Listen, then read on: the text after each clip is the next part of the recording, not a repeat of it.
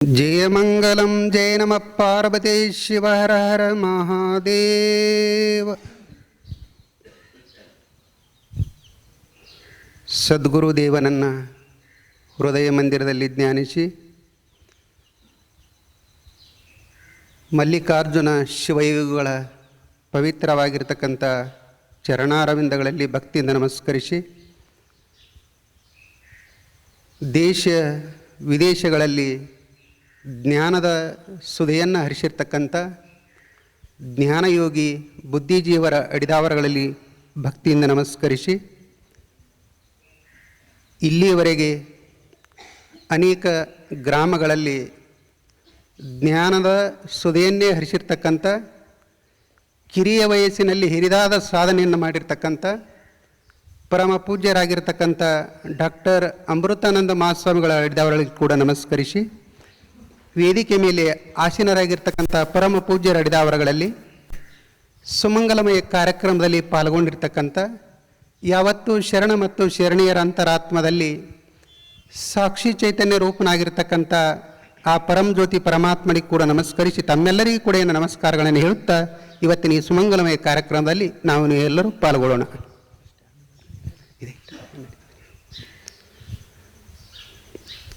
12ನೇ ಶತಮಾನದಲ್ಲಿ ಅನೇಕ ಶರಣರು ಬಾಳಿದರು, ಬದುಕಿದರು.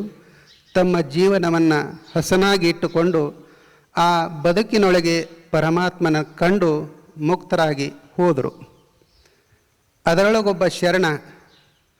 ಆ ಶರಣನ ಕಾಯಕ ಏನು ಅಂತ ಕೇಳಿದರೆ, ಅಡವಿಯೊಳಗೆ ಹೋಗಬೇಕು, ಬಿದರ ಗಿಡಗಳನ್ನು ಕಡಿಬೇಕು, ಅವುಗಳನ್ನು ತಂದು ಸೀಳಿ ಬುಟ್ಟಿ ಮರವನ್ನು ತಯಾರು ಮಾಡಿ ಕಲ್ಯಾಣ ಪಟ್ಟಣದೊಳಗೆ ಸತಿಪತಿ ಕೂಡಿಕೊಂಡು, ಅದಕ್ಕೆ ಹೇಳ್ತಾರೆ ಸತಿಪತಿಗಳೊಂದಾದ ಭಕ್ತಿ ಹಿತವಾಗಿ ಒಪ್ಪುವುದು ಶಿವಂಗೆ, ಸತಿಪತಿಗಳೊಂದಾಗದ ಭಕ್ತಿ ಅಮೃತದಳು ವಿಷ ಬೆರೆಸಿದಂತೆ. ಯಾರು ಸತಿಪತಿ ಒಂದಾಗಿ ಭಕ್ತಿ ಮಾಡ್ತಾರ ಅದು ಅಮೃತ ಅಂತ ಹೇಳ್ತಾರೆ. ಒಂದು ವೇಳೆ ಸತಿಪತಿ ಒಂದಾಗದ ಭಕ್ತಿ ಹೆಂಗಂತ ಕೇಳಿದ್ರೆ ಅಮೃತ ಐತಿ ಕರೆ, ಅದರೊಳಗೆ ವಿಷ ಬೆರೆದಂಗೆ ಅಂತ ಹೇಳ್ತಾರೆ. ಅದಕ್ಕೆ ಈ ಶರಣ ಅಡವಿಯೊಳಗೆ ಹೋಗಬೇಕು, ಬಿದರ ಗಿಡಗಳನ್ನು ಕಡಿಬೇಕು, ಮರ ಬುಟ್ಟಿ ತಯಾರು ಮಾಡಿ ಕಲ್ಯಾಣ ಪಟ್ಟಣದೊಳಗೆ ಓಣಿ ಓಣಿ ಎಲ್ಲ ತಿರುಗಬೇಕು, ಅವುಗಳನ್ನು ಮಾರಬೇಕು. ಬಂದಿರತಕ್ಕಂಥ ಹಣದಿಂದ ಕಾಳು ಕಡಿಗಳನ್ನು ತಂದು ದಿನಾಲೂ ಒಬ್ಬೊಬ್ಬರಿಗೆ ಜಂಗಮರಿಗೆ ಪ್ರಸಾದ ಮಾಡಿಸಿ ತಾವು ಊಟ ಮಾಡ್ತಿದ್ರು. ಹಿಂಗೆ ಅನೇಕ ದಿನಗಳ ಪರ್ಯಂತ ಅವರ ಕಾಯಕನೇ ಅದಾಗಿತ್ತು. ದೇವರ ಪರೀಕ್ಷೆ ಮಾಡ್ತಿರ್ತಾನೆ, ಎಲ್ಲರಿಗೆ ಪರೀಕ್ಷೆ ಮಾಡ್ತಿರ್ತಾನೆ. ಯಾವಾಗ ಯಾರಿಗೆ ಪರೀಕ್ಷೆ ಮಾಡ್ತಾನೆ ಗೊತ್ತಿಲ್ಲ, ಆದರೆ ಭಕ್ತರಿಗೆ ಪರೀಕ್ಷೆ ಮಾಡ್ತಾನೆ. ಯಾರು ಭಕ್ತರು ಅಲ್ಲದವರಿಗೆ ಪರೀಕ್ಷೆ ಮಾಡೋದಲ್ಲವ. ಯಾರು ಭಕ್ತರು ಇರ್ತಾರ ಭಕ್ತರಿಗೆ ಪರೀಕ್ಷೆ ಮಾಡ್ತಿರ್ತಾನೆ. ಬಂಗಾರನೇ ಹೊರಗಲ್ಲಿಗೆ ಹಚ್ತಾರ ವಿನಃ ಕೆಬ್ಬಣ ಒಯ್ದು ಯಾರೂ ಹೊರಗಲ್ಲಿಗೆ ಹಚ್ಚೋದಲ್ಲ. ಬಂಗಾರ ಹೊರಗಲ್ಲಿಗೆ ಹಚ್ಚಿ ನೋಡ್ತಾರ, ಆದರೆ ಕೆಬ್ಬಣ ಯಾರೋ ಹೊರಗಲ್ಲಿಗೆ ಹಚ್ಚಿ ಇಲ್ಲಿವರೆಗೆ ನೋಡಿಲ್ಲ. ಹಂಗೆ ಈ ಶರಣ ಬಹಳ ಭಕ್ತಿ, ಆದ್ರೆ ಕಾಯಕ ಮಾಡಿನೇ ಊಟ ಮಾಡ್ತಿದ್ರು. ಕಾಯಕ ಮಾಡಿದ ಆ ದವಸ ಧಾನ್ಯಗಳನ್ನು ತಂದು ಒಬ್ಬೊಬ್ಬರು ಜಂಗಮರಿಗೆ ಪ್ರಸಾದ ಮಾಡಿಸಿ ಅವಾಗ ಪ್ರಸಾದ ಮಾಡ್ತಿದ್ರು. ಒಮ್ಮೆ ಪ್ರಸಂಗ ಹಿಂಗೆ ಬರ್ತದ, ಅಡವಿಯೊಳಗೆ ಹೋಗ್ಯಾನ, ಒಂದು ಬಿದರ ಗಿಡ ಕಡಿತಾನ, ಅದರಿಂದ ಬಂಗಾರದ ನಾಣ್ಯಗಳು ಬೀಳಕ್ಕೆ ಪ್ರಾರಂಭ ಮಾಡ್ತಾವ. ಅವಾಗ ಶರಣ ಅಂದ, ಈ ಮರ ಕೆಟ್ಟದ, ಇದಕ್ಕೆ ಹುಳ ಹತ್ಯದ. ಜೇರ್ಕರ್ತ ನಾವು ಅಡವಿಗೆ ಹೋಗಿ ಕಡಿಲಕ್ಕೆ ಹೋದ್ರೆ ನೀವಲ್ಲ, ನಾವು ಬಿಟ್ಟು ಬಂದೇವ ಬಂಗಾರದ ನಾಣ್ಯ ಬಿಟ್ಟು ಬಂದೇವ, ಬಿದಿರು ಕಟ್ಟಿಗೆ ತರ್ತೀವೇನು? ಇಲ್ಲ. ಆದರೆ ಶರಣ ಮತ್ತೊಂದು ಗಿಡ ಕಡ್ದ, ಆ ಗಿಡದಿಂದನೂ ಬಂಗಾರದ ನಾಣ್ಯಗಳು ಬೀಳಕ್ಕೆ ಪ್ರಾರಂಭ ಮಾಡಿದವು. ಇದನ್ನು ಕೆಟ್ಟದಂದ. ನಾ ಮಾಡ್ತಕ್ಕಂಥ ಸತ್ಯ ಶುದ್ಧ ಕಾಯಕ ಏನದಲ್ಲ, ಈ ಕಾಯಕ ಅಪವಿತ್ರ ಅಂದ. ಏನು ಈ ಮರ ಅಪವಿತ್ರದ? ಯಾಕ ಬಂಗಾರದ ನಾಣ್ಯಗಳತ್ತಿ ಈ ಗಿಡ ಅದರೊಳಗಿಂದ ಬೀಳಕತ್ಯವ, ಇದು ಹುಳ ಹತ್ಯದ ಅಂದ. ಎದ್ರ ಹುಳ? ಬಂಗಾರದ ಹುಳ ಹತ್ಯದ. ಹುಳ ಹತ್ತಿದ ಕಟ್ಟಿಗೆ ರೈತರಿಗೆ ಕೆಲವೊಂದು ಸಾಮಾನುಗಳನ್ನು ಮಾಡ್ತಿರ್ತಾರೆ, ಅದನ್ನು ಬಳಸೋದಿಲ್ಲ. ಇದು ಹುಳ ಹತ್ತಿದಂದ್ರೆ ಒಗೆದು ಬಿಡ್ತಾರೆ. ಅದಕ್ಕೆ ಅದು ಎಲ್ಲಿಗೆ ಹೋಗ್ತದಂದ್ರೆ ಒಲಿಗೆ ಹೋಗ್ತದ. ಹಂಗೆ ಆ ಶರಣ ಹಿಂಗೆ ಕಡ್ದ ಕೊನೆಗೆ ಹೋಗಿ ಇನ್ನೊಂದು ಮರ ಕಡ್ದ, ಅದಕ್ಕೆ ಬಂಗಾರದ ನಾಣ್ಯಗಳು ಬೀಳಿಲ್ಲ. ಅವಾಗ ಶರಣಂದ, ಈ ನಾ ಮಾಡ್ತಕ್ಕಂಥ ಸತ್ಯ ಸುದ್ದಿ ಕಾಯಕಕ್ಕೆ ಇದು ಪವಿತ್ರ ತಿಳ್ಕೊಂಡು ಕಡಿಬೇಕ ತಿಳ್ಕೊಂಡು ಮರ ಏರ್ದ. ಅಡವಿಯೊಳಗೆ ಅರಣ್ಯದೊಳಗೆ ಒಬ್ಬನೇ ಅದಾನ, ಮರ ಏರದ, ಒಂದೆರಡು ಕೊಲ್ಲೆ ಕಡಿದ್ರೊಳಗೆ ಕಾಲು ಜಾರಿ ಕೆಳಗೆ ಬಿದ್ದ. ಕಾಲು ಜಾರಿ ಕೆಳಗೆ ಬಿದ್ದ. ಆ ಮರದ ಕೊಯ್ಲತ್ತಿರ್ತದ ನೋಡ್ರಿ, ಕೊಯ್ದಾಗ ಅದು ಕೊಯ್ಲಿ ಬರ್ತದೆ, ಜೋಳ ಕೊಯ್ದಾಗ ಹೆಂಗೆ ಕೊಯ್ಲಿ ಇರ್ತದ ಹಂಗೆ ಬಿದಿರಿನ ಕೊಯ್ಲ ಕೆಳಗೆ ಹಿಂಗೆ ಗೋಟಿತ್ತು. ಜಾರಿ ಬೀಳುದ್ರೊಳಗೆ ಆ ಮರದ ಕೊಯ್ಲಿನ ಮೇಲೆ ಬಿದ್ದ. ಹೊಟ್ಟಿ ಒಳಗೆ ಬಿದಿರು ನಟ್ತು, ಹೊಟ್ಟಿ ಒಳಗೆ ಬಿದಿರು ನಟ್ತು. ಶಿವ ಶಿವ ಅಂದ. ನಾವು ಜೇರ್ಕರ್ತ ಎಲ್ಲಿದ್ದಾರೆ ಬಿದ್ದಂದ್ರೆ ಏನಂತೀರಪ್ಪ, ಏನಂತೀರವ? ಯಪ್ಪ ಯವ್ವ, ಇದು ಬಿಟ್ಟೇನು ಇಲ್ಲೇ. ಒಬ್ಬರ ಬಾಯಿಲೇರಿ ಶಿವ ಶಿವ ಬಂದಿತ್ತ, ನಮ್ಮ ಬಾಯಿಲಿನೇ ಬರೋದಲ್ಲ, ನಿಮ್ಮ ಬಾಯಿಲಿ ಏನು ಬರ್ತದೇನು? ಯಾಕ ಅದು ಒಂದಿನ ಶಿವನು ಅಂದಿಲ್ಲ, ಕೃಷ್ಣ ಅಂದಿಲ್ಲ, ರಾಮ ಅಂದಿಲ್ಲ, ಹರಿ ಅಂದಿಲ್ಲ ನಾವು. ಅದಕ್ಕೆ ಕೆಳಗೆ ಬಿದ್ದ, ಹೊಟ್ಟೆ ಒಳಗೆ ಕೊಯ್ಲು ನಡ್ತು, ಶಿವ ಶಿವ ಅಂದ. ತಾಕತ್ ಹಾಕಿ ಜಕ್ಕೊಂಡ, ಹೊಟ್ಟೆ ಒಳಗಿನ ಕೊಯ್ಲು ಕಡ್ಯಾಕಾಯ್ತು. ತಲೆ ಮೇಲೆ ಒಂದು ವಸ್ತ್ರ ಕಟ್ಕೊಂಡಿದ್ದ. ಆ ವಸ್ತ್ರ ತಗೊಂಡು ಟೊಂಕಿಗೆ ಬಿಕ್ಕೊಂಡ. ಎಟ್ಟು ಬಿದಿರು ಮರಗಳನ್ನು ಕಟ್ ಮಾಡಿದ್ದ. ಅವಕ್ಕನ್ನೆಲ್ಲ ಚೆಂಡಿ ಕಡ್ದು ಪೆಂಡಿ ಕಟ್ಕೊಂಡು ಮನೆಗೆ ಬಂದ. ಸಾತವ್ಯ ಅಂದ. ಯಾಕ ಪತಿದೇವ ವರ್ತ ಅಂತ ತಿಳ್ಕೊಂಡು ಅವ್ರೇನು ಅರಮನೆಯೊಳಗಿದ್ರನು? ಇಲ್ಲ, ಕಲ್ಯಾಣ ಪಟ್ಟಣದ ಊರೊಳಗೆ ಒಂದು ಗುಡಿಸಲ್ದೊಳಗಿದ್ರು. ಹಿಂಗೆ ಮಳೆ ಬಂದ್ರೆ ಸೋರ್ತಿತ್ತು, ಭಾಳ ಜೋರು ಬಿಸಿಲು ಪ್ರಕಾಶ ಬಿದ್ರೆ ಒಳಗೆ ಬಿಸಿಲು ಬೀಳ್ತಿತ್ತು. ಅಂಥ ಕುಟೀರದೊಳಗೆ ವಾಸ ಮಾಡಿದ್ರು. ಸಾತವ್ಯ ಅಂದ. ಯಾಕ ಪತಿ ಓದರ್ತ ಅಂತ ತಿಳ್ಕೊಂಡು ಆ ಹೆಣ್ಣುಮಗಳು ಹೊರಗೆ ಬರ್ತಾಳ. ಇಲ್ಲಿ ಟೊಂಕಿಗೆ ವಸ್ತ್ರ ಕಟ್ಟ್ಯಾನ, ರಕ್ತ ಎಲ್ಲ ಸೋರ್ಯದ. ಪತಿದೇವ ಇದೇನಂತ ಕೇಳಿದಳು. ಪತಿದೇವ ಇದೇನು? ಅವಾಗ ಶರಣ ಹೇಳ್ತಾನ, ಮೇದಾರ ಕೇತ ಹೇಳ್ತಾನ, ನೋಡು ಮಾತಾಡುವಂಥ ಸಮಯ ಅಲ್ಲ, ಮೊದಲಿ ಎಲ್ಲ ಬಿದಿರುಗಳನ್ನು ಸೀಳು, ಬುಟ್ಟಿಯನ್ನು ತಯಾರು ಮಾಡು, ಮರವನ್ನು ತಯಾರು ಮಾಡು, ಕಲ್ಯಾಣ ಪಟ್ಟಣದೊಳಗೆ ಬೀದಿ ಬೀದಿ ಒಳಗೆ ಹೋಗಿ ತಿರುಗಾಡಿ ಮಾರು. ಬಂದಿರತಕ್ಕಂಥ ಹಣದಿಂದ ದವಸ ಧಾನ್ಯಗಳನ್ನು ತಗೊಂಡು ಬಾ. ಯಾಕ ಹೊತ್ತು ಸ್ವಲ್ಪ ಉಳಿದದ, ಇವತ್ತ ಹೊತ್ತ ಮುಳುಗ್ಲಾಕ್ ಬಂದದ, ಸಮಯ ಸ್ವಲ್ಪ ಉಳಿದದ. ಇವತ್ತಿನ ನಮ್ದೇನು ಕಾಯಕಕ್ಕೆ ಅಡ್ಡಿಯಾಗುವಂಥ ಪ್ರಸಂಗ ಬಂದದ. ದೇವ್ರ ಪರೀಕ್ಷೆ ಮಾಡ್ತಕ್ಕಂಥ ಕಾಲ ತಂದಾನ. ಅದಕ್ಕೆ ಮೊದಲು ಬಿದಿರು ಸೀಳು, ಬುಟ್ಟಿ ತಯಾರು ಮಾಡು, ಮರ ತಯಾರು ಮಾಡು, ಕಲ್ಯಾಣ ಪಟ್ಟಣದೊಳಗೆ ಹೋಗಿ ಮಾರಿ ಬಾ. ಅದರಿಂದ ದವಸ ಧಾನ್ಯಗಳನ್ನು ತಗೊಂಡು ಬಾ. ಪ್ರಸಾದ ತಯಾರು ಮಾಡು, ಜಂಗಮರಿ ಕರೆದು ಪ್ರಸಾದ ಮಾಡಿಸು. ಅಲ್ಲಿವರೆಗೆ ನಾನೇನು ಮಾತಾಡಿಸಬೇಡ, ನಾ ಅದಿನೆತ್ತು ತಿಳ್ಕೊಂಡು ಗೊರ್ತು ಮಾಡಬೇಡ ಅಂದ.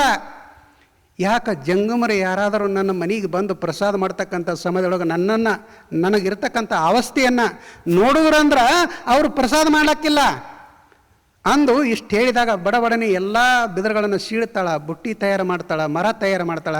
ಕಲ್ಯಾಣದ ಬೀದಿಯೊಳಗೆ ಮರ ಬುಟ್ಟಿ ತೊಗೋತೀರೇನ್ರಿ, ಮರ ಬುಟ್ಟಿ ತೊಗೋತೀರಿ ಅಂತ ತಿಳ್ಕೊಂಡು ಕಲ್ಯಾಣ ಪಟ್ಟಣ ಎಲ್ಲ ತಿರುಗಿ ಅವೆಲ್ಲ ಮಾರಿ ಬಂದಿರತಕ್ಕಂಥ ಹಣದಿಂದ ದವಸ ಧಾನ್ಯಗಳನ್ನು ತಂದು ಅದನ್ನು ಪ್ರಸಾದ ಮಾಡ್ತಾಳೆ. ಜಂಗಮರಿಗೆ ಆಹ್ವಾನ ಮಾಡ್ತಾಳೆ. ಜಂಗಮ್ ಬಂದು ಪ್ರಸಾದ ಮಾಡಿ ತೃಪ್ತಿಯಾಗಿ ಅವರಿಗೆ ಗುರು ಕಾಣಿಕೆ ಕೊಟ್ಟು ಕಳಿಸ್ತಾಳೆ. ಅಷ್ಟೊತ್ತಿನ ಮೇಲೆ ಅದಕ್ಕಿಂತ ಪೂರ್ವದಲ್ಲಿ ಏನಾಗ್ತದ ಒಂದು ಘಟನೆ ಅಂತ ಕೇಳಿದ್ರೆ, ಹೊತ್ತ ಮುಳುಗಲಾಕ ಬರ್ತದ. ಅವಸರದಾಗ ಅಡಿಗೆ ಮಾಡ್ಲಾಕತ್ತಿರ್ತಾಳೆ, ಪ್ರಸಾದ ತಯಾರು ಮಾಡ್ಲಾಕತ್ತಿರ್ತಾಳ. ಸೂರ್ಯದೇವನನ್ನು ನೋಡ್ತಾನ, ಮೇದಾರ ಕೀತಯ್ಯ ನೋಡ್ತಾನ. ಒಂದು ವೇಳೆ ಇವತ್ತು ನನ್ನ ಮನೆಯೊಳಗೆ ಜಂಗಮರು ಬಂದು ಪ್ರಸಾದ ಮಾಡೋವರೆಗೆ ನೀ ಮುಳುಗದೆ ಅಂದ್ರೆ ಕಲ್ಯಾಣ ಶಿವಶರಣ ರಾಣಿ ಅಂದ.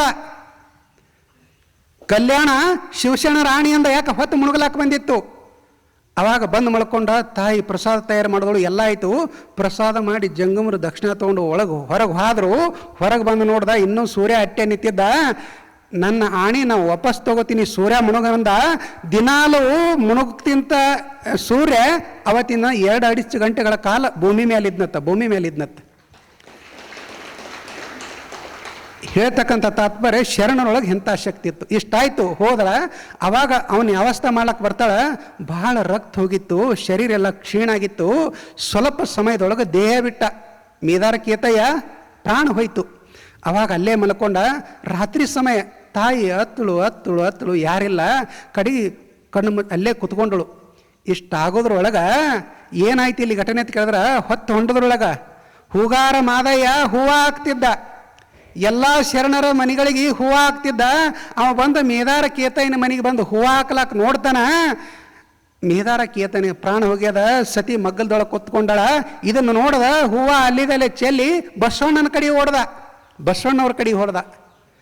ಹೋಗಿ ಬಸವಣ್ಣ, ಕಲ್ಯಾಣದೊಳಗೆ ಇವತ್ತ ಕೆಟ್ಟ ಒಂದು ಘಟನೆ ನಡೆದದ. ನಿನ್ನ ಶರಣ ನಿಮ್ಮ ಭಕ್ತಿ ಭಾಂಡಾರಿ ಬಸವಣ್ಣ ನಿನ್ನ ಹೆಸರನ್ನು ಕೇಳಿ ಬಂದಿರತಕ್ಕಂಥ ಶರಣ.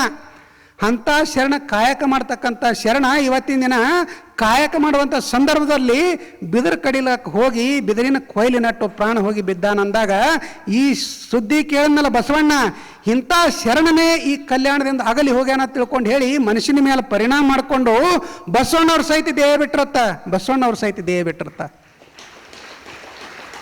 ಅವಾಗ ಈ ಸುದ್ದಿ ಅವರಿಗೆ ಮುಟ್ಟಿ ಇವರಿಗೆ ಮುಟ್ಟಿ ತಿಳ್ಕೊಂಡು ಮಡಿವಾಳ ಮಾಚಿದೇವರ ಎಲ್ಲ ಶರಣರ ಬಟ್ಟೆಗಳನ್ನು ಮಡಿ ಮಾಡ್ತಿದ್ದ. ಮಡಿವಾಳ ಮಾಚಿದೇವರ ಹೊಂಡ ತಿಳ್ಕೊಂಡು ಇವತ್ತೂ ಕಲ್ಯಾಣದ ಒಳಗೆ ಐತ್ಯತ್ತ. ನೀವು ಪ್ರತ್ಯಕ್ಷ ಹೋಗಿ ನೋಡಿದ್ರೆ ಆ ಹೊಂಡದೊಳಗಿದ್ರು ಈ ಸುದ್ದಿ ಮಡಿವಾಳ ಮಾಚಿದೇವರಿಗೆ ಮುಟ್ತು. ಅವಾಗ ಮಡಿವಾಳ ಮಾಚಿದೇವರು ಶರಣರ ಬಟ್ಟೆಗಳನ್ನು ಮಡಿ ಮಾಡೋದು ಬಿಟ್ಟು ಹೊರಗಡೆ ಬಂದಿರತ್ತ ಆ ಹೊಂಡದಿಂದ. ಅವಾಗ ಅವರಲ್ಲಿ ಒಂದು ವೀರಗಂಟಿ ಇರ್ತಿತ್ತತ್ತೆ, ಯಾವಾಗಲೂ ಒಂದು ವೀರಗಂಟಿ. ಅವಾಗ ಆ ವೀರಗಂಟಿಯನ್ನು ತಗೊಂಡು, ಏ ಶಿವ, ಏ ಪರಮಾತ್ಮ, ಇವತ್ತು ಕಲ್ಯಾಣದೊಳಗೆ ನಾವು ಎಲ್ಲರೂ ಶರಣರು ಆನಂದದಿಂದ ಕಾಲ ಕಳೀತಕ್ಕಂಥ ಸಂದರ್ಭದಲ್ಲಿ ಸತ್ಯ ಶುದ್ಧ ಕಾಯಕ ಮಾಡ್ತಕ್ಕಂಥ ಮೇದಾರ ಕೇತಯ್ಯ ದೇಹ ಬಿಟ್ಟಾನ. ಈ ಸುದ್ದಿಯನ್ನು ಕೇಳಿ ಭಕ್ತಿ ಭಾಂಡ್ಯಾರಿ ಬಸವಣ್ಣ ದೇಹ ಬಿಟ್ಟಾನ. ಇದು ಕಲ್ಯಾಣ ಪರಿಸ್ಥಿತಿ ಎಲ್ಲ ಹದಗೆಟ್ಟು ಹೋಗ್ತಕ್ಕಂಥ ಪ್ರಸಂಗ ತಂದಿಟ್ಟಿಲ್ಲ. ಕಲ್ಯಾಣವೆಲ್ಲ ದುಃಖದೊಳಗೆ ಮುಳುಗ್ಯದ, ನೀ ಎಚ್ಚರದಿ ಇಲ್ಲಂತಾನ. ಇಷ್ಟಂದು ಅಟ್ಟಕ್ಕೆ ಬಿಡಲಿಲ್ಲ. ಆ ವೀರಗಂಟಿಯನ್ನು ಹಿಂಗೆ ತಿರುಗಿ ತಿರುಗಿ ತಿರುಗಿ ಆಕಾಶಕ್ಕೆ ತೂರಿಬಿಟ್ನತ್ತ. ಶರಣೊಳಗೆ ಎಂಥ ಶಕ್ತಿ ಇರ್ತದ. ಆಕಾಶಕ್ಕೆ ತೂರಿಬಿಟ್ಟಾಗ ಆ ಗಂಟೆ ಆಕಾಶದೊಳಗೆ ಗಣ ಗಣ ಗಣ ಅಂತ ತಿಳ್ಕೊಂಡು ಹಿಂಗೆ ಸಪ್ಳ ಮಾಡ್ಲಕತ್ತು. ಪರಮಾತ್ಮ ಜ್ಞಾನದೊಳಗೆ ಕೂತಿದ್ನತ್ತ, ಎಚ್ಚತ್ತನತ್ತ, ದೇವ್ರ ಎಚ್ಚರಗೊಂಡನತ್ತ. ನಾವು ಗಂಟೆ ಬಾರಿಸ್ತೀವಿ, ಮನೆಯಾಗ ಪೂಜೆ ಮಾಡ್ತೀವಿಲ್ಲ, ಗುಡ್ಯಾಗ ಪೂಜಾರಿಗಳು ಪೂಜೆ ಮಾಡ್ತಿರ್ತಾರಿಲ್ಲ. ಒಬ್ಬರು ದೇವ್ರವ್ರು ಎಚ್ಚರಾಗ್ಯಾರ, ಒಬ್ಬರು ದೇವ್ರವ್ರು ಎಚ್ಚರಾಗಿಲ್ಲ. ನಾವು ಆ ಗಂಟಿ ಹ್ಯಾಂಗೆ ಬಾರಿಸ್ತೀವಿ ಅಂದ್ರೆ ಅವ್ರಿಗೆ ಮುಟ್ಟಂಗೆ ಮಾಡೋದಿಲ್ಲ. ಅಲ್ಲಿ ಮಡಿವಾಳ ಮಾಚಿದೇವ ಅವನು ಭಕ್ತಿ ಅಂತಾದಿತ್ತು. ಅವ ತನಗಾಗಿ ಗಂಟಿ ಬಾರಿಸ್ಲಿಲ್ಲ, ತನ್ನ ಹಿತಕ್ಕಾಗಿ ಗಂಟಿ ಬಾರಿಸ್ಲಿಲ್ಲ, ತನ್ನ ಹೆಂಡತಿ ಮಕ್ಕಳು ಸುಖದಿಂದ ಇರಬೇಕಂತ ಗಂಟಿ ಬಾರಿಸ್ಲಿಲ್ಲ. ಇಂಥ ಶರಣರು ಕಲ್ಯಾಣವೇ ರಾಜ್ಯದಿಂದ ಜನ ಬರ್ತಿತ್ತು ಬಸವಣ್ಣವ್ರು ನೋಡ್ಲಾಕ, ಈ ಶರಣರು ನೋಡ್ಲಾಕ. ಇಂಥ ಪ್ರಸಂಗ ಕಲ್ಯಾಣದೊಳಗೆ ತಂದಿಟ್ಟು ದೇವ ತಿಳ್ಕೊಂಡು ಹೇಳಿದಾಗ ಅವಾಗ ಪರಮಾತ್ಮ ಎಚ್ಚರಾಗಿ ನೋಡ್ತಾನ. ಕಲ್ಯಾಣದೊಳಗೆ ಭಕ್ತಿ ಭಾಂಡಾರಿ ಬಸವಣ್ಣ ಹೋಗ್ಯಾನ. ಭಕ್ತಿ ಭಾಂಡಾರಿ ಬಸವಣ್ಣನ ಕೀರ್ತಿಯನ್ನು ನೋಡಿ ಕಲ್ಯಾಣಕ್ಕೆ ಬಂದಿರತಕ್ಕಂಥ ಶರಣ ಮೇದರ ಕೇತಾಯ ಪ್ರಾಣ ಕಳ್ಕೊಂಡಾನ. ಎದಕ್ಕಾಗಿ? ಸತ್ಯ ಶುದ್ಧ ಕಾಯಕ ಮಾಡೋ ಸಲುವಾಗಿ.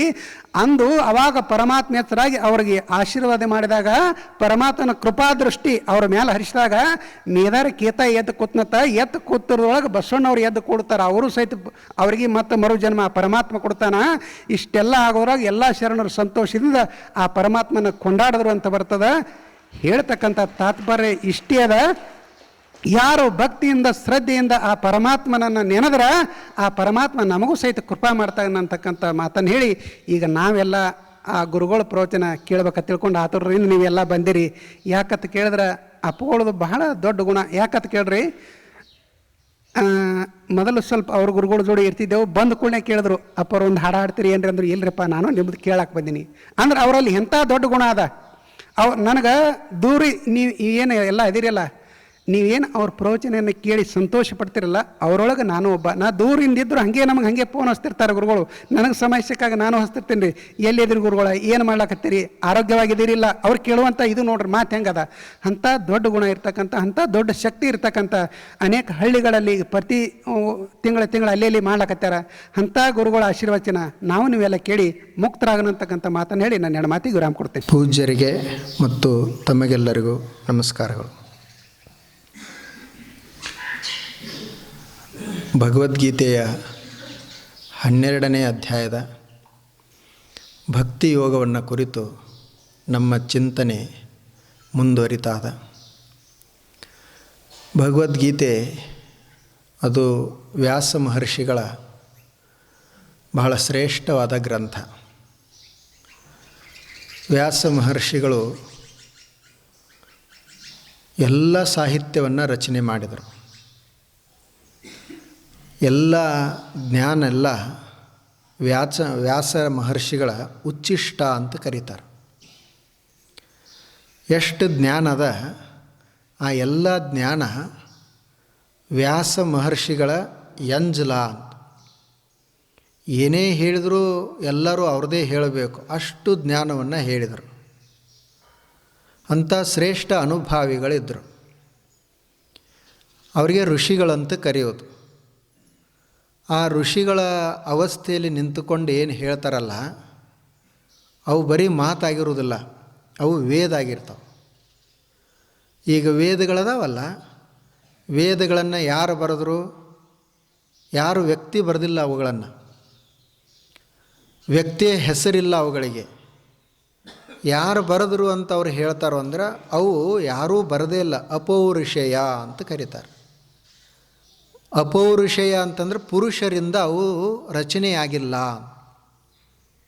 ಮತ್ತು ಹೆಂಗೆ ಆಕಾಶದಿಂದ ಬಂದು ಏನು ಅಂತ ಕೇಳಿದ್ರೆ ಇಲ್ಲ, ಮನುಷ್ಯರೇ ಹೇಳಿದರು. ಆದರೆ ಅವರು ಹೇಳುವಾಗ ಮನುಷ್ಯರಾಗಿ ಇರಲಿಲ್ಲ, ಹೇಳುವಾಗ ಅವರು ಪುರುಷರಾಗಿಯೇ ಇರಲಿಲ್ಲ. ಯಾವುದೋ ಒಂದು ಶಕ್ತಿ ಅವರ ಮುಖಾಂತರ ನುಡಿಸ್ತದಕ್ಕೆ ಅದಕ್ಕೆ ಅಪೌರುಷೇಯ ಅಂತ ಕರೀತಾರೆ. ಆದ್ದರಿಂದ ಆ ಮಂತ್ರಗಳಿಗೆ ಅವರು ತಮ್ಮ ಹೆಸರವನ್ನೇ ಹಾಕ್ಕೊಳ್ಳಿಲ್ಲ.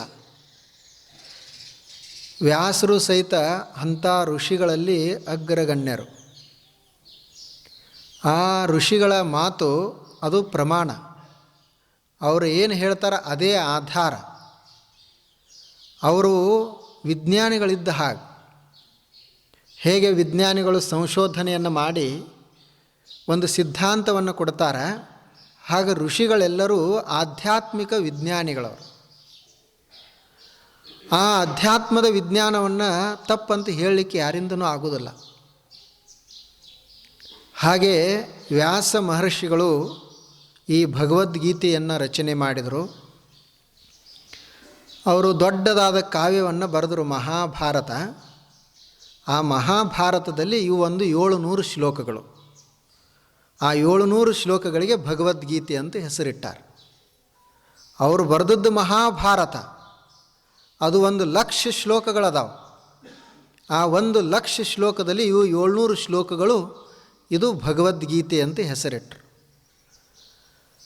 ಅಂಥ ಒಂದು ಭಗವದ್ಗೀತೆಯ ಭಕ್ತಿ ಯೋಗವನ್ನು ನಾವು ನೋಡ್ತಾ ಇದ್ದೇವೆ. ಕೃಷ್ಣ ಪರಮಾತ್ಮ ಹೇಳ್ತಾ ಇದ್ದಾನೆ, ಭಕ್ತಿ 2 ವಿಧದಲ್ಲಿ ನಡೀತಾ ಇರ್ತದೆ.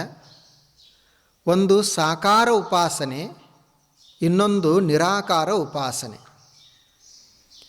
ಕಾಣುವ ವಸ್ತುವನ್ನು ಪ್ರೀತಿಸುವುದು, ಪೂಜಿಸುವುದು, ಆರಾಧಿಸುವುದು ಅದು ಸಾಕಾರ.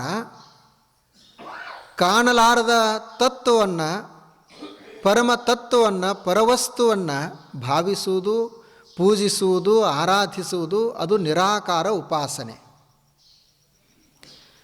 ಇವುಗಳನ್ನು ಕುರಿತು ಹೇಳ್ತಾ ಅವರು ಮುಂದುವರೆದು ಹೇಳ್ತಾ ಇದ್ದಾರೆ. ಇವತ್ತು 6ನೇ ಶ್ಲೋಕ, ನಿನ್ನೆ ನಾವು 5ನೇ ಶ್ಲೋಕ ನೋಡಿದ್ದೀವಲ್ಲ, ಇವತ್ತು 6ನೇ ಶ್ಲೋಕ ಮತ್ತು 7ನೇ ಶ್ಲೋಕ. ಏತು ಸರ್ವಾಣಿ ಕರ್ಮಾಣಿ ಮಯಿ ಸನ್ಯಸ್ಯ ಮತ್ಪರಾಹ ಅನನ್ಯೇನೈವ ಯೋಗೇನ ಮಾಂ ಧ್ಯಾಯಂತ ಉಪಾಸತೆ ತೇಷಾಮಹಂ ಸಮುದ್ಧರ್ತ ಮೃತ್ಯು ಸಂಸಾರ ಸಾಗರಾತ್ ಭವಾಮಿ ನಚಿರಾತ್ ಪಾರ್ಥ ಮಯ್ಯಾವೇಶಿತ ಚೇತಸಾಂ. ಇವು 2 ಶ್ಲೋಕಗಳು.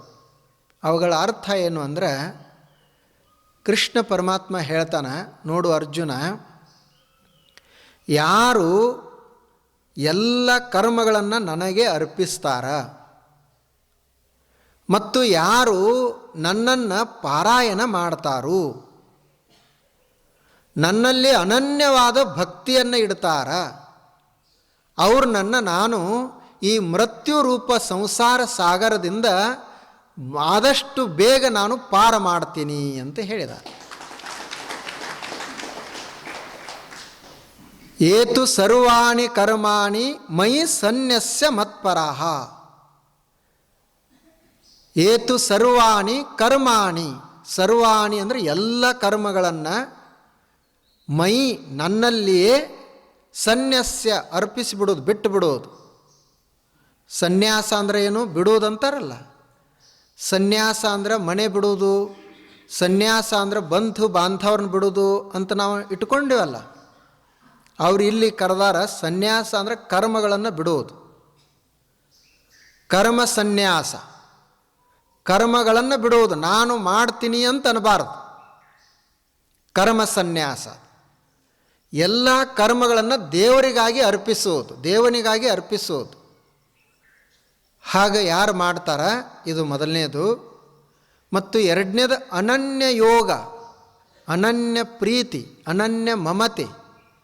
ನನ್ನಲ್ಲಿ ಯಾರು ಇರ್ತದ, ಯಾರು ಇಟ್ಟಿರ್ತಾರ ಅವರನ್ನು ನಾನು ಈ ಮೃತ್ಯು ಸಂಸಾರ ಅನ್ನುವಂಥ ಏನೊಂದು ಸಂಸಾರ ಸಾಗರ ಅದ, ಈ ಸಂಸಾರ ಸಾಗರದಿಂದ ಅಚಿರೇಣ ಶೀಘ್ರವಾಗಿ ನಾನು ಅವ್ರನ್ನ ಪಾರು ಮಾಡ್ತೀನಿ ಅಂತ. ನೋಡ್ರಿ, ಅವರು ಪರಮಾತ್ಮನೇ ಭರವಸೆ ಕೊಡ್ತಾನೆ. ವ್ಯಾಸ ಮಹರ್ಷಿಗಳು ಬರೆದರೂ ಸಹಿತ ಅವರು ಎಷ್ಟು ಅದರಲ್ಲಿ ಅನುಭವವನ್ನು ಪಡೆದಿದ್ದಾರಂದ್ರೆ, ದೇವರು ನಮ್ಮನ್ನು ನಿಶ್ಚಿತವಾಗಲೂ ಪಾರು ಮಾಡ್ತಾನಂತ ದೇವ್ರ ಮುಖಾಂತರ ಅವ್ರು ಹೇಳ್ತಾ ಇದ್ದಾರೆ, ಕೃಷ್ಣನ ಮುಖಾಂತರ ಅವರು ಹೇಳ್ತಾ ಇದ್ದಾರೆ. ಇದಕ್ಕೆ ಗುರುಗಳು ಅಂತ ಅನ್ನೋದು. ಯಾರು ಅವರು ಸರಿಯಾಗಿ ತಿಳಿದಿರ್ತಾರೆ, ದೇವರು ನಿನ್ನ ಜೊತೆಗೆ ಮಾತನಾಡತ್ತಾನಂತ ಹೇಳ್ಬೋದು, ಅವರು ದೇವರು ಭೇಟಿ ಆಗ್ತಾನಂತ ಹೇಳ್ಬೋದು. ಯಾಕೆ ಅವ್ರಿಗೆ ಅನುಭವ ಅದ. ಹಾಗೆ ವ್ಯಾಸ ಮಹರ್ಷಿಗಳು ಹೀಗೆ ದೇವರು ಹೇಳ್ತಾ ಇದ್ದಾನ, ನಿನ್ನನ್ನು ಪಾರು ಮಾಡ್ತಾನು ಅಂತ. ಏನು ಮಾಡಬೇಕು? ಮೊದಲನೇದು, ಸಂಸಾರದಲ್ಲಿ ಈ ಜೀವನದಲ್ಲಿ ನಾವು ಏನೇನು ಕೆಲಸ ಮಾಡ್ತೀವಿ, ಕರ್ಮ ಮಾಡ್ತೀವಿ, ಆ ಎಲ್ಲ ಕರ್ಮಗಳನ್ನು ದೇವರಿಗಾಗಿ ಅರ್ಪಿಸಬೇಕು. ಈಗ ನಮಗೆ ಯಾಕೆ ಬಂಧನ ಆಗ್ತದ? ನಾವು ಮಾಡ್ತೀವಿ ಅಂತ ಅದೇವಲ್ಲ, ಅದಕ್ಕೆ ಬಂಧನ ಆಗ್ತದೆ. ಈಗ ಕ್ರಿಯೆ ಒಂದು ಇರ್ತದೆ, ಅದರ ಪ್ರತಿಕ್ರಿಯೆ ಒಂದು ಇರ್ತದೆ. ಕ್ರಿಯೆ ಮತ್ತು ಪ್ರತಿಕ್ರಿಯೆ ಎರಡೂ ಕೂಡೇ ಇರ್ತಾವೆ. ಈಗ ನಾನು ನಿಮಗೆ ಬೈದೆ ಅಂದರೆ ಇದು ಕ್ರಿಯೆ, ಅದರ ಪ್ರತಿಕ್ರಿಯೆ ಏನು ಅಂದರೆ ನೀವು ನನಗೆ ಬೈತೀರಿ. ನಾನು ನಿಮಗೆ ಕೆಟ್ಟದ್ದನ್ನು ಮಾಡಿದೆ ಅಂದರೆ ನೀವು ನನಗೆ ಕೆಟ್ಟದ್ದನ್ನು ಮಾಡ್ತೀರಿ. ಕ್ರಿಯೆ ಮತ್ತು ಪ್ರತಿಕ್ರಿಯೆ ಎರಡೂ ಕೂಡ ಇರ್ತಾವೆ. ಇಲ್ಲಿ ಏನು ಮಾಡ್ತಾ ಇದ್ದಾರೆ? ಕ್ರಿಯೆ ಇರಲಿ, ಆದರೆ ಮಾಡವ ಯಾರ ಅಂತ ಮರ್ತು ಬಿಡಬೇಕು. ಇದು ನೋಡ್ರಿ ಹೇಗದ ಅವ್ರದ್ದು. ನೀವೆಲ್ಲ ಸಣ್ಣವರಿರುವಾಗ ವ್ಯಾಕರಣವನ್ನು ಕಲ್ತಿದ್ದೀರಿ. ವ್ಯಾಕರಣದಲ್ಲಿ 3 ಪದಗಳದಾವೆ. ಒಂದು ಕ್ರಿಯಾಪದ, ಎರಡನೇದು ನಾಮಪದ, ಮೂರನೇದು ಕರ್ಮಪದ. ಇವು 3 ಅದಾವಲ್ಲ. ಈಗ ನೋಡ್ರಿ ಯಾವ್ಯಾವು ಅವು. ರಾಮನು ಹಣ್ಣು ತಿನ್ನುತ್ತಾನೆ ಅಂತ ಒಂದು ವಾಕ್ಯ ಅದ. ಈ ವಾಕ್ಯದಲ್ಲಿ ನಾಮಪದ ಯಾವುದು? ರಾಮ ಅನ್ನುವುದು ನಾಮಪದ. ತಿನ್ನುತ್ತಾನೆ ಇದು ಕ್ರಿಯಾಪದ. ಏನನ್ನ ತಿಂತಾನ? ಹಣ್ಣು ತಿನ್ನುತ್ತಾನೆ, ಅದು ಕರ್ಮಪದ. ಅದಲ್ಲ. ಈಗ ಏನು ಮಾಡ್ತಾರ? ಇದರದ್ದು ನಮಗೆ ಕ್ರಿಯೆ ಪ್ರತಿಕ್ರಿಯೆ ನಮಗೆ ಆಗಬಾರ್ದಾಗಿತ್ತು ಅಂದ್ರೆ, ಈಗ ಬರೇ ನಾವು ಹಣ್ಣು ತಿನ್ನುತ್ತಾನೆ ಅಂತ ಹೇಳಿದೆ ಅಂದರೆ ಯಾರು ತಿಂತಾರೆ ಹಣ್ಣ? ಯಾರು ಗೊತ್ತಾಗೋದಿಲ್ಲ. ನಾನು ತಿನ್ನುತ್ತೇನೆ ಅಂತಂದೀವಿ ಅಂದರೆ ಹಣ್ಣಿನ ಕ್ರಿಯೆ ನಡೀತ ನನ್ನಿಂದ, ಮತ್ತು ಅದು ಪ್ರತಿಕ್ರಿಯೆನೂ ನನಗೇನೆ ಇರ್ತದೆ. ನಾವೀಗ ಏನು ಮಾಡಬೇಕು ಅಂದರೆ ನಾಮಪದವನ್ನು ಬಿಡೋದು, ಬರೀ ಅವು ಮುಂದಿನ 2 ಇಟ್ಕೊಳ್ಳೋದು, ಅಥವಾ ಮುಂದಿನ 2ರಲ್ಲಿ ಏನನ್ನು ಜೋಡಿಸೋದು? ಮಾಡುವವ ಯಾರು? ನಾಮಪದನೂ ದೇವರೇ ಮಾಡುವವ. ಮತ್ತು ಕ್ರಿಯೆ ಏನು ನಡೆದದಲ್ಲ, ಈಗ ಅದು ಕ್ರಿಯಾಪದ. ಕೊನೆಗೆ ಯಾರಿಗಾಗಿ ನಾವು ಮಾಡ್ತೀವಿ ಅಂದರೆ ದೇವರಿಗಾಗಿಯೇ ಮಾಡ್ತೀವಿ. ಅದರದ್ದು ಲಾಭ ಹಾನಿ ಏನು ಬರ್ತದೆ ಅದೆಲ್ಲ ದೇವರಿಗೇ ಇರ್ತದೆ, ದೇವರಿಂದನೇ ನಡೀತಾ ಇರ್ತದೆ. ನಾವು ಮಾಡ್ತೀವಿ ಅಲ್ಲಿ ನಾ ಅನ್ನುವುದನ್ನು ತೆಗೆದು, ನಾ ಅನ್ನೋದನ್ನೇ ನಾಮಪದ, ಅದು ಕರ್ತೃಪದ. ಆ ಕರ್ತೃಪದಕ್ಕನೇ ಅಹಂ ಪದ ಅಂತೂ ಅನ್ಬಹುದು. ಆ ಅಹಂ ಪದ ಹೋಗುವವರೆಗೆ ನಾವು ಮಾಡಿದ್ದೆಲ್ಲ ನಮಗೇ ಬರ್ತದೆ. ಅದಕ್ಕೆ ಸಣ್ಣ ಹುಡುಗರು ಯಾವರ ಕೆಲಸ ಮಾಡಿದ್ವು ಅಂದರೆ ಅಂತಾರೆ, ಏನಂತಾರೆ? ಅವ ಸಣ್ಣವದಾನ, ಅದೇನು ಅವನಿಗೆ ಸಂಬಂಧಪಟ್ಟಿಲ್ಲ ಅಂತಾರೆ. ಆ ಕೆಲಸ ಅವನಿಗೇನು ಸಂಬಂಧಪಟ್ಟಿಲ್ಲ, ಅವನು ಸಣ್ಣವದಾನ. ಯಾರಿಗೆ ತಿಳುವಳಿಕೆ ಇರ್ತದೆ, ಅವ ಒಂದು ವೇಳೆ ತಪ್ಪು ಮಾಡಿದಂದ್ರೆ ಅದರದ್ದು ಫಲ ಯಾರಿಗೆ ಹೋಗಬೇಕು? ಅವ ಮಾಡಿದವನಿಗೆ ಹೋಗಬೇಕು. ಯಾರು ಸಣ್ಣವ್ರಂದ್ರೆ ಯಾರಲ್ಲಿ ಅಹಂ ಇನ್ನೂ ಬೆಳೆದಿಲ್ಲ ಅವರು ಸಣ್ಣವರು. ಅಹಂ ಯಾರಲ್ಲಿ ಬೆಳೆದಿರ್ತದ ಅವರು ದೊಡ್ಡವರು. ದೊಡ್ಡವರೆಲ್ಲ ಮಾಡಿದ ಕರ್ಮ ಅನುಭವಿಸಲೇಬೇಕು. ನಾವು ವಯಸ್ಸಿನಿಂದ ದೊಡ್ಡವರಾಗುವುದಲ್ಲ, ಈ ಅಹಂ ಇರ್ತದಲ್ಲ ಅದು ನಮ್ಮನ್ನು ಮಾಡ್ತದೆ ದೊಡ್ಡವರನ್ನಾಗಿ. ಒಂದು ವೇಳೆ ನಮ್ಮದು ಅಹಂ ಕಡಿಮೆ ಆಯ್ತಂದ್ರೆ ನಾವು ಸಣ್ಣವರೇ ಇರ್ತೀವಿ, ವಯಸ್ಸಾದರೂ ಸಣ್ಣವರೇ ಇರ್ತೀವಿ. ಮತ್ತು ಎಷ್ಟೇ ಕೆಲಸ ಮಾಡಿದರೂ ಸಹಿತ ಆ ಕರ್ಮದ ಫಲ ನಮಗೆ ಅಂಟುವುದಿಲ್ಲ, ಅದು ಎಲ್ಲ ದೇವರೇ ಮಾಡ್ತಾನಂತ ಇಟ್ಟುಕೊಳ್ತೀವಿ. ನೋಡ್ರಿ ಹೇಗದ ಅದು. ಆದ್ದರಿಂದ ಎಲ್ಲ ಕರ್ಮಗಳನ್ನು ದೇವನಿಗಾಗಿ ಅರ್ಪಿಸಬೇಕು ಅಂತ. ಒಬ್ಬ ಹುಡುಗ, ಒಬ್ಬ ಸಣ್ಣ ಬಾಲಕ ಬಾವಿಗೆ ಬಿದ್ದಿದ್ದ. ಆತ ಚೀರಾಡೋದು ಕೇಳಿ ಒಬ್ಬ ಯುವಕ ಬಂದು ಅವನನ್ನು ತೆಗೆದ ಮೇಲೆ ರಕ್ಷಿಸಿದ.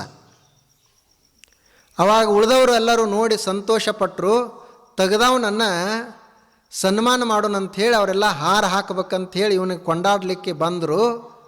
ಅವ ತೆಗೆದು ಯುವಕ ಹೇಳಿದ, ತಡೀರಿ, ನನಗೆ ಹಾರ ಹಾಕಕ್ಕೆ ಹೋಗಬೇಡ್ರಿ. ಯಾಕಂದ್ರೆ ಅವ್ರು ನೀನೇ ತೆಗೆದಿದ್ದೆಲ್ಲ, ಹುಡುಗನ ರಕ್ಷಣೆ ಮಾಡಿದ್ದು, ಮುಳುಗಿ ಹೋಗುತ್ತಿದ್ದವ ನೀನೇ ತೆಗೆದಿರುವ ಒಂದು ಅವನನ್ನು ರಕ್ಷಣೆ ಮಾಡಿದ್ದಿ, ಅದಕ್ಕೆ ನಿನ್ನನ್ನು ಸನ್ಮಾನ ಮಾಡ್ತೀವಿ ಅಂತಂದರು. ಆವಾಗ ಅವ ಯುವಕ ಹೇಳಿದ, ನಾನೇನೋ ತೆಗೆದೆ, ಆದರೆ ನನ್ನ ಬಾವಿ ಒಳಗೆ ನೂಕಿದವ್ರು ಯಾರು, ಅವ್ರನ್ನ ನಾವು ಹುಡುಕಾಡಕತ್ತೀನಿ ಅಂತ. ನಾ ಏನು ಬಾವಿ ಒಳಗೆ ಜಿಗ್ಯಾವಲ್ಲ, ನನಗೂ ಆ ಧೈರ್ಯ ಇರಲಿಲ್ಲ. ನಾವೆಲ್ಲರೂ ನಿಂತಿದ್ವಿ, ಅವನು ಹುಡುಗ ಬಿದ್ದಿದ್ದ, ಯಾರೋ ನನ್ನ ನುಗ್ಗಿಸಿದ್ರು, ನಾ ತೆಗೆದೆ ಅಂತ ಅವ ಅಂದ. ಹಾಗೀಗ ನಾವು ಮಾಡ್ತೀವಿ ಅಂತೀಯಲ್ಲ, ನಮ್ಮ ಕಡೆ ಮಾಡಿಸೋರು ಯಾರು, ಅವ್ರು ಬೇಕಲ್ಲ ಮುಖ್ಯ. ನಾವೇನೋ ಮಾಡಾಕತ್ತೇವಿ, ನಮ್ಮ ಕಡೆಯಿಂದ ಏನಾಗೋದದ, ಇದು ಮಾಡಿಸೋರು ಒಬ್ರು ಅದಾರಲ್ಲ, ಅವ್ರು ಯಾರದಾರ ನೋಡ್ರಿ ಹಿಂದ ಅಂತ. ಅವ್ರು ಯಾರದಾರ ನೋಡ್ರಿ, ಅವನಿಗೆ ಮೊದಲು ಮಾಡ್ರಿ ಸನ್ಮಾನ ಅಂತ. ಹಂಗೆ ಇದೇನದಲ್ಲ, ಕರ್ಮವನ್ನು ಸರ್ವ ಕರ್ಮಾಣಿ ಮೈ ಸನ್ಯಸ್ಯ, ಎಲ್ಲ ಕೆಲಸಗಳನ್ನು ದೇವನಿಗಾಗಿ ಅರ್ಪಿಸುವುದು, ಇದೇ ಒಂದು ಸಾಧನ, ಇದೇ ಸನ್ಯಾಸ. ಸನ್ಯಾಸ ಅಂದ್ರೆ ಬರೇ ಬಟ್ಟೆ ಬದಲಾಯಿಸುವುದಲ್ಲ, ವೇಷ ಹಾಕೊಳ್ಳೋದಲ್ಲ, ಕರ್ಮವನ್ನು ದೇವರಿಗಾಗಿ ಅರ್ಪಿಸುವುದೇ ನಿಜವಾದ ಸನ್ಯಾಸ. ನಾ ಮಾಡ್ತೀನಿ ಅಂತ ಅನ್ನಬಾರದು. ಅವ ಯಾಕೆ ಅಲ್ಲಿ ಇರ್ತಾನ, ಮಠದಲ್ಲಿ ಯಾಕೆ ಇರ್ತಾನ ಅಂತಂದ್ರೆ, ಮಠದಲ್ಲಿ ಮಾಡಿದ್ದು ಮನಿಗಾಗಿ ಮಾಡ್ತೀನಿ ಅಂತ ಅನ್ನೋದಿಲ್ಲ, ತನಗಾಗಿ ತನ್ನವರಿಗಾಗಿ ಮಾಡ್ತಾನಂತಿಲ್ಲ, ಸುಮ್ಮನೆ ಮಾಡ್ತಾ ಇರ್ತಾನೆ, ಅದಕ್ಕೆ ಅವನು ಸನ್ಯಾಸಿ. ಸುಮ್ಮನೆ ಹಾಡ್ತಾ ಇರ್ತಾನೆ, ಸುಮ್ಮನೆ ಮಾತನಾಡ್ತಾ ಇರ್ತಾನೆ, ಸುಮ್ಮನೆ ಮಾಡ್ತಾ ಇರ್ತಾನೆ, ಅವನು ಖರೆ ಸನ್ಯಾಸಿ. ಅವನು ಮನೆ ಒಳಗೂ ಮಾಡ್ತಾನೆ, ಇವನು ಮಾಡ್ತಾನೆ. ಅವನ ಮನೆಯವ ಅವನಿಗಾಗಿ ಮಾಡ್ತಾನೆ, ಅವರವರಿಗಾಗಿ ಮಾಡ್ತಾನೆ. ಅದಕ್ಕೆ ಅವನಿಗೆ ಆ ಕರ್ಮಗಳು ಬಂಧನಕ್ಕೆ ಕಾರಣ ಆಗಿದಾವೆ. ಇವನು ಇಲ್ಲಿ ಮಾಡ್ತಾನೆ, ಆದರೆ ಅವುಗಳನ್ನೆಲ್ಲ ದೇವರಿಗೆ ಅರ್ಪಣೆ ಮಾಡಿದಾನೆ. ಇದೇ ಸನ್ಯಾಸ. ಏತು ಸರ್ವಾಣಿ ಕರ್ಮಾಣಿ ಮೈ ಸನ್ಯಸ್ಯ, ನನ್ನಲ್ಲಿ ಎಲ್ಲ ಕರ್ಮಗಳನ್ನು ಅರ್ಪಣೆ ಮಾಡು ಅಂತ. ನೋಡ್ರಿ ಹೇಗದ. ಏನದಾವ ಎಲ್ಲ ಕೆಲಸ ಕರ್ಮಗಳನ್ನು ದೇವರಿಗಾಗಿಯೇ ಬಿಡುವುದು. ಒಬ್ಬರು ಸಂತರಿದ್ದರು, ಅವರು ಹೀಗೆ ತಿರುಗಾಡ್ಕೊಂತಿರುವವರು ಒಂದು ಸಲ ಒಂದು ನಾವದಾಗ ಕುಳಿತುಕೊಂಡು ಹೊರಟಿದ್ದರು. ಅದು ನಾವು ನದಿಯಲ್ಲಿ ಹೊರಟಿತ್ತು, ನದಿ ತುಂಬಿ ಹರಿತಿತ್ತು. ಆವಾಗ ಆ ನಾವದಾಗ ಕುಳಿತವ್ರ ಜನ ಭಾಳ ಇದ್ದರು. ನಾವಕ್ಕೆ ಭಾರ ಆಗಿತ್ತು, ಸಾವಕಾಶವಾಗಿ ಹೊರಟಿತ್ತು, ಅದರಾಗ ಜೋರಾಗಿ ನದಿ ಹರಿತಾ ಇತ್ತು. ಇನ್ನೇನದು ಹೊಯ್ದಾಡಿ ಆ ಸ್ಥಿತಿಯಲ್ಲಿತ್ತು. ಅಂಬಿಗ ಹೇಳಿದ, ನೋಡ್ರಿ, ಇದು ನೌಕೆ ಬಹುಶಃ ಇನ್ನು ನಮ್ಮ ಹಿಡಿತದಾಗ ತಪ್ಪುತ್ತದ, ನೀವು ನಿಮ್ಮ ದೇವರನ್ನು ಪ್ರಾರ್ಥನೆ ಮಾಡಿಕೊಡ್ರಿ, ಯಾವುದರೇ ದೇವರು ನಮ್ಮನ್ನು ಕಾಪಾಡಬಹುದು ಅಂತ ಹೇಳಿದ. ಆವಾಗ ಇವರು ಯಾರು ಗಣಪತಿ ಭಕ್ತರಿದ್ದರು ಗಣಪತಿಯನ್ನು ಪ್ರಾರ್ಥಿಸಿದರು, ಯಾರು ಶಿವನ ಭಕ್ತರಿದ್ದರು ಶಿವನ ಪ್ರಾರ್ಥನೆ ಮಾಡಿದರು, ದೇವಿ ಭಕ್ತರು ದೇವಿಯನ್ನು ಪ್ರಾರ್ಥಿಸಿದರು. ಅವಾಗ ಇವರು ಸಂತರು ಕುಳಿತಿದ್ರಲ್ಲ, ಇವ್ರ ಕೈಯಾಗ ಒಂದು ಕಮಂಡಲಿತ್ತು. ಅವರು ಕುಳಿತಿದ್ರು, ಎಲ್ಲರೂ ಕುಳಿತಿದ್ರು. ಇವರೇನು ಮಾಡ್ತಿದ್ರು ಅಂದ್ರೆ, ಸಂತರು ಅವ್ರದ್ದೇನು ಕಮಂಡಲಿತ್ತು, ಕಮಂಡಲದಿಂದ ನದಿಯಾಗಿ ನೀರು ತೋರು, ಹೊಳೆಯಾಗಿ ನೀರು ತೋಳೋರು ನಾವಿನ್ಯಾಗ ಹಾಕವರು, ಜೈ ಸಿಯಾರಾಮ್ ಜೈ ಜೈ ಸಿಯಾರಾಮ್ ಅಂತನವರು. ನದಿಯಾಗಿ ನೀರು ತೊಗೊಂಡು ನಾವಿನಾಗ ಹಾಕವರು ಜೈ ಸಿಯಾರಾಮ್ ಜೈ ಜೈ ಸಿಯಾರಾಮ್ ಅಂತನ್ನುವರು. ಮುಂದೆ ಸ್ವಲ್ಪ ಹೋಯ್ತು, ಆ ಅಂಬಿಗನ ಹಿಡಿತದಲ್ಲಿ ಬಂತು. ಅವಾಗ ಆತ ಹೇಳಿದ, ಈಗ ನಾವು ಸುರಕ್ಷಿತರಾದೀವಿ, ಬಹುಶಃ ನಿಮ್ಮ ದೇವರುಗಳು ನಿಮ್ಮನ್ನು ಕಾಪಾಡಿದ ಅಂತ ಅಂದ. ಅವಾಗ ಇವರು ತಿಳ್ಕೊಂಡಿದ್ರಲ್ಲ, ಉಳಿದವ್ರೆಲ್ಲರೂ ಏನಂದರು, ನಮ್ಮ ದೇವರೇ ನಮ್ಮನ್ನು ಕಾಪಾಡಿದ, ಗಣಪತಿನೇ ನಮ್ಮನ್ನು ಕಾಪಾಡಿದ, ಶಿವನೇ ನಮ್ಮನ್ನು ಕಾಪಾಡಿದ ಅಂತ ಎಲ್ಲರೂ ಹೇಳ್ತಿದ್ರು. ಅವಾಗ ಇವರು ಮಹಾತ್ಮರು ಕುಳಿತಿದ್ರಲ್ಲ, ಇವರು ಅವಾಗ ಏನು ನಾವದಾಗ ನೀರು ಹಾಕಿದ್ರಲ್ಲ, ಆ ನಾವದಾಗಿ ನೀರು ತೊಗೊಂಡು ಹೊಳ್ಯಾಗ ಹಾಕಕತ್ತಿದ್ರು. ಜೈ ಸಿಯಾರಾಮ್ ಜೈ ಜೈ ಸಿಯಾರಾಮ್ ಅಂತನೋರು. ಒಬ್ಬ ಮನುಷ್ಯ ನೋಡಿದಿದ್ದು ಏನು ವಿಚಿತ್ರ ಅಂತ. ಯಾವಾಗ ನೌಕೆಗೆ ಜನ ಹೆಚ್ಚಾಗಿ ಭಾರ ಆಗಿತ್ತು, ಮುಳುಗತೈತಿ ಅಂತ ಅವ ಹೇಳ್ತಿದ್ದ, ಆ ಸಮಯದಾಗ ನೀವು ಹೊಳ್ಯಾಗಿನ ನೀರು ತೊಗೊಂಡು ಮತ್ತು ನಾವದಾಗ ಹಾಕಕತ್ತೀರಿ, ಮತ್ತು ಜೈ ಸಿಯಾರಾಮ್ ಜೈ ಜೈ ಸಿಯಾರಾಮ್ ಅಂತೀರಿ.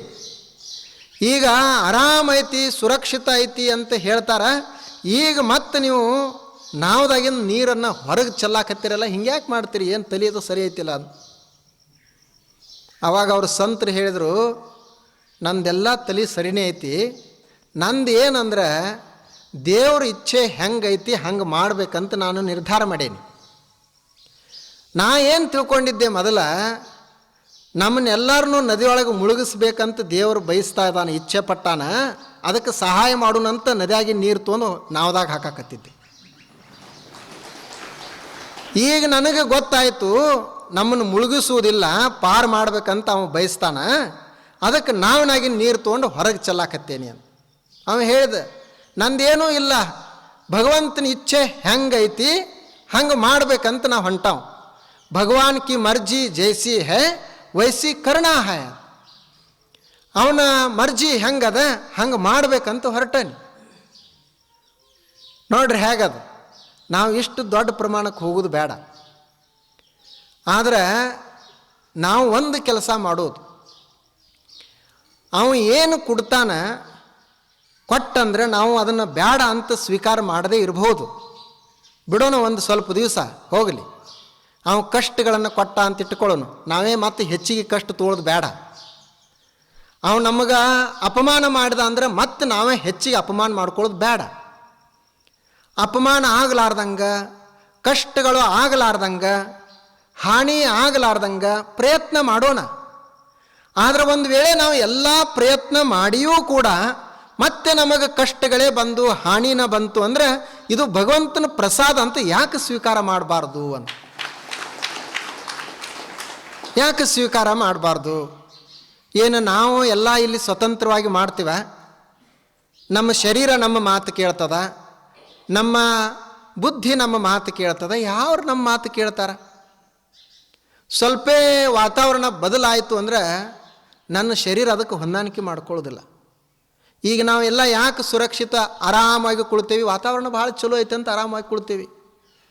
ಬಿಸಿಲು ಹೆಚ್ಚಾಯಿತು, ಥಂಡಿ ಹೆಚ್ಚಾಯಿತು, ಮಳೆ ಬಂತು, ಅವಾಗ ನಮ್ಮ ಭಾವನೆಗಳನ್ನೇ ಬದಲಾಗ್ತಾವ. ಯಾಕೆ ಬದಲಾದವು ಭಾವನೆಗಳು? ಏನು ಅವು ನನ್ನ ಹಿಡಿತದಲ್ಲಿ ಅದಾವೇನು? ನನ್ನ ಭಾವನೆಗಳ ಮ್ಯಾಲೂ ಸಹಿತ ನಿಸರ್ಗದ ಪರಿಣಾಮ ಇರ್ತದೆ. ನಾನು ಎಲ್ಲಿ ಜಾರಿಕೆ ಇರ್ತದೆ, ಎಲ್ಲಿ ಕೆಸರಿರ್ತದೆ, ಅಲ್ಲಿ ಕಾಲಿಟ್ಟು ನಡೆಯುವಾಗ ಬೀಳಬಾರ್ದಂತ ಪ್ರಯತ್ನ ಮಾಡೋಣ. ಆದರೆ ಅಲ್ಲಿ ರಾಡಿನೇ ಅದ, ಯಾರು ನಡೆದ್ರೂ ಸಹಿತ ಅಲ್ಲಿ ಬೀಳತಾರ. ಇನ್ನು ನಾ ಬಿದ್ದೆ ಅಂತಂದ್ರೆ ಬಿದ್ದ ಬಳಿಕ ಮತ್ತೆ ಚಿಂತೆ ಮಾಡೋದ್ರಾಗ ಏನು ಅವಶ್ಯಕತೆ ಐತಿ? ರಾಡಿ ಅದ, ಬೀಳ್ತೀವಿ ಅಂತ ಗೊತ್ತೇ ಅದ. ಆಯ್ತಪ್ಪ, ದೇವ್ರ ಇಚ್ಛೆ. ಯಾರೇ ಕಷ್ಟಗಳ ನಮಗೆ ಬರಲಿ ಅಂತ ಪ್ರಯತ್ನ ಮಾಡಿ ಸ್ವಾಗತ ಮಾಡ್ಯಾರೇನು ಇಲ್ಲಿವರೆಗೆ? ಯಾರೇ ನಮಗೆ ಹಾನಿ ಆಗಲಿ ಅಂತ ಹೇಳಿ ದೇವ್ರಿಗೆ ಒಬ್ಬರೇ ಪ್ರಾರ್ಥನೆ ಮಾಡ್ಯಾರ? ನಮಗೆ ಅಪಮಾನ ಆಗಲಿ ಅಂತ ಒಬ್ಬರೇ ಪ್ರಾರ್ಥನೆ ಮಾಡ್ಯಾರ? ಆದ್ರೆ ಯಾರಿಗೆ ಕಷ್ಟಗಳು ಬರುವುದು ಬಿಟ್ಟಿಲ್ಲ, ಯಾರಿಗೆ ಹಾನಿ ಆಗೋದು ತಪ್ಪಿಲ್ಲ, ಯಾರಿಗೆ ಅಪಮಾನ ಆಗೋದು ತಪ್ಪಿಲ್ಲ. ಅದಕ್ಕಾಗಿ ನಾವು ಈ ನಿಸರ್ಗದ ಪ್ರಕೃತಿಯ ದೇವತೆಯ ಒಂದು ಸಣ್ಣ ವಸ್ತು ಕೂಸಿದ್ದಂಗೆ ಅದೇವಿ.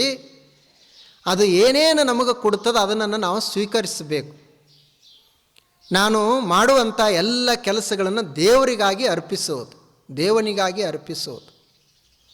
ಅದಕ್ಕೆ ಏತು ಸರ್ವಾಣಿ ಕರ್ಮಾಣಿ ಮಯಿ ಸನ್ಯಸ್ಯ ಮತ್ಪರಾಹ ಅಂತ ಕರೀತಾರೆ.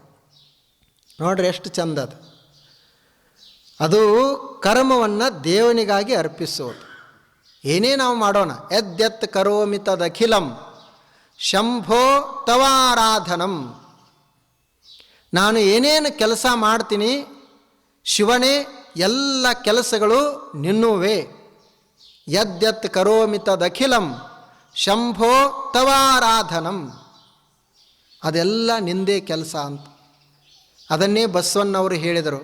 ಮಾಡಿದೆನೆಂಬುದು ಮನದಲ್ಲಿ ಹೊಳೆದರೆ ಏಡಿಸಿ ಕಾಡಿತ್ತು ಶಿವನ ಡಂಗುರ.